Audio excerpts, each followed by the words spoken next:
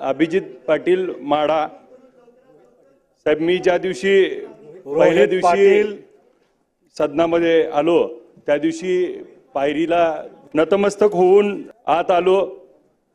तुकाराम महाराजांनी सांगितलंय की उजळावा आलो वाटा, खरा खोटा निवाडा, बोलविले बोलो धनी विठ्ठल सदन्या।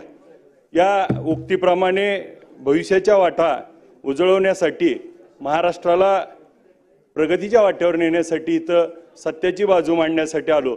मी आपल्या या निमित्तानं मुख्यमंत्री महोदय, उपमुख्यमंत्री महोदय आहेत, मराठा आरक्षणावरती गेले कित्येक दिवस अजून देखील आंदोलनाची 25 तारीख त्या ठिकाणी मनोजदादा जरांगे पाटील साहेबांनी दिली, तर त्याच्यावरती आपली भूमिका स्पष्ट करावी। ही अभिभाषणामध्ये नव्हती।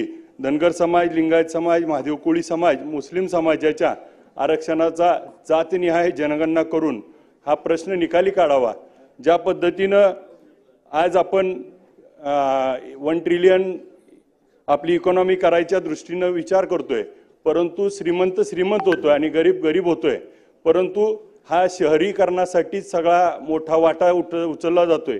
परंतु ग्रामीण भागामध्ये आमच्या इथं मेंढापूर असेल, मोडलीम असेल, MIDCला प्रोत्साहन दिलं तर भविष्यातलं खूप मोठा वाटा होऊ शकतो।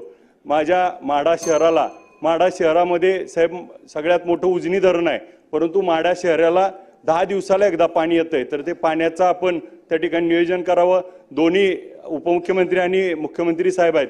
साखर कारखान्याच्या बाबतीमध्ये दादा आपल्याला MSP वाढवणं हा अत्यंत महत्त्वाचा विषय आहे आणि केंद्र सरकारकडे आपण पाठपुरावा करून MSP वाढवून द्यावी, तरच साखर कारखान्याच्या ऊसाच्या बिलाची FRP देणं शक्य होईल।